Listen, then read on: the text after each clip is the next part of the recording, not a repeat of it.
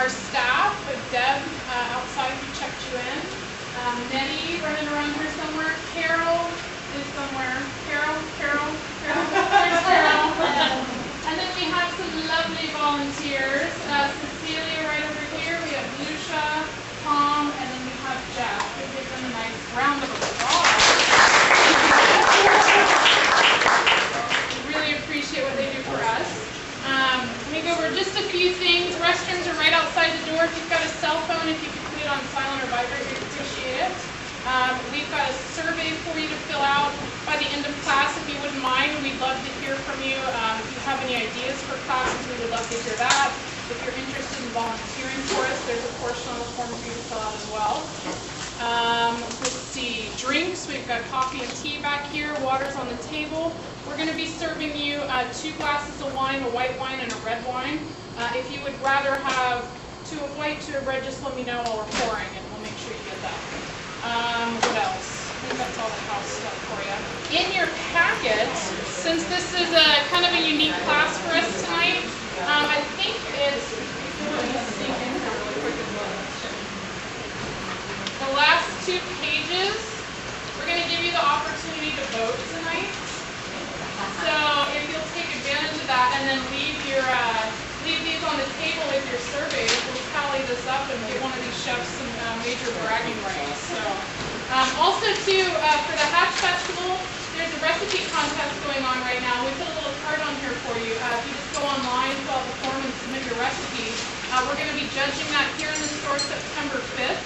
And the first prize gets a $100 gift card and a year's supply of Hatch Chiles, which is kind of cool. So, and I'm sure that recipe will probably end up in some kind of Central Market cookbook in the future. So if you're into that, definitely check that out.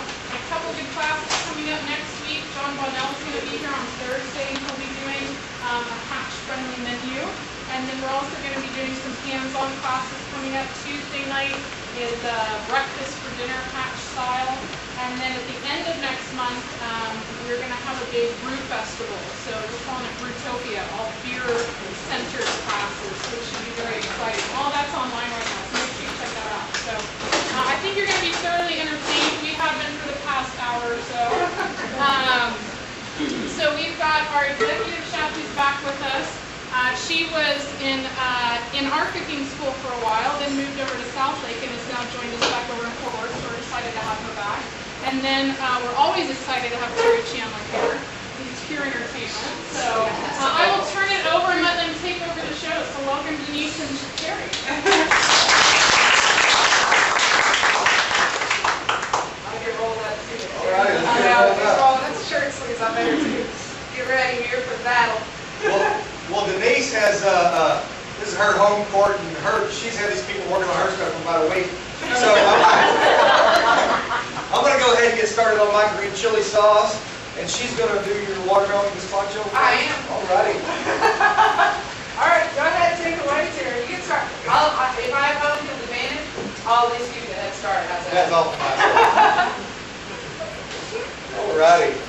So what we're going to do is we're going to get this thing, and how does this deal work here again? Oh yeah. Just so you don't blow yourself up, you got to turn on the fan first. No, not anymore. You just have to light it now. Oh, Right. now here's the safety. Just when I get it figured out.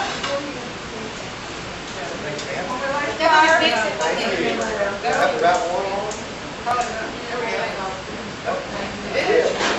All right. So this, what I'm making now is a New Mexico style green chili sauce. Which when you go, I don't know how many of you folks have been there before, but you go to a restaurant, you order enchiladas, you order chile relleno or whatever you order, and they ask if you want red or green.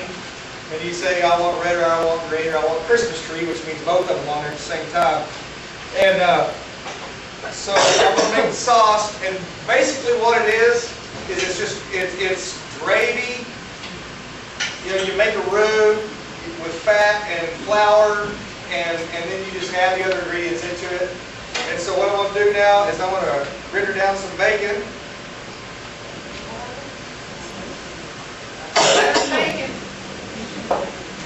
And it's going to take a second for this to kind of get going. So if you want to... You're tagging in? You're tagging in. All right, cool. Well, While he's rendering bacon, I'm going with watermelon.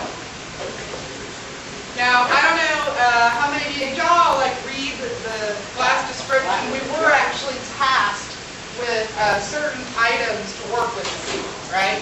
So we're both going to be serving you a meal that has watermelon, one that has shrimp, and the one, I don't know how this works for you, Terry, but chicken thighs for some reason just threw me for a loop.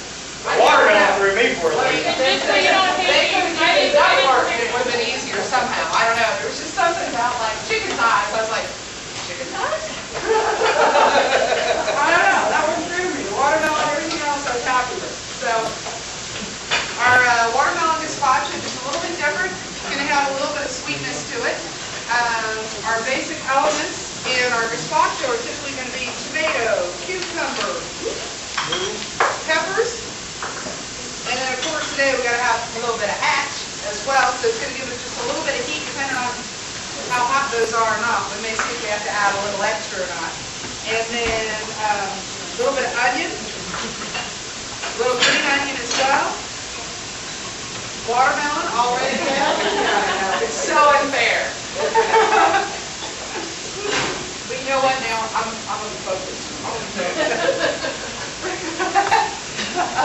The watermelon's going to add a little bit of sweetness. It's going to go really nice with peppers. So, how's it rendering over there? It's rendering. Is it rendering? Alrighty, cool. Now, on this, I like a little bit of chunk in my gazpacho. You can kind of do this one of two ways. I'm going to put all my watermelon in. It's just a little bit big, and I like my watermelon to get processed up. But with my other ingredients, I'm going to put like half of my ingredients in that's going to get pureed. The other half are going to be like good little chunkies to have in there and give you a little bit of texture at the end. All right, so our tomatoes, let's see, they will require a little bit of chopping maybe. I think actually we'll just take that little center out of there. Now these tomatoes, they just dropped them in water real quick, hold them right up. If you throw like just a quick little X on the bottom of your tomato, drop it in boiling water, let it sit in there for maybe a minute, pull it out. It's going to be a lot easier to peel. I don't know if you say, well, if you just drop this in the process, you get these little rolls of skin. I don't think they're nice, so I don't like them. Throw those in there. How's it going, Terry? Going good. Got some good stuff yet? Some good eating? I'm getting there. Getting there?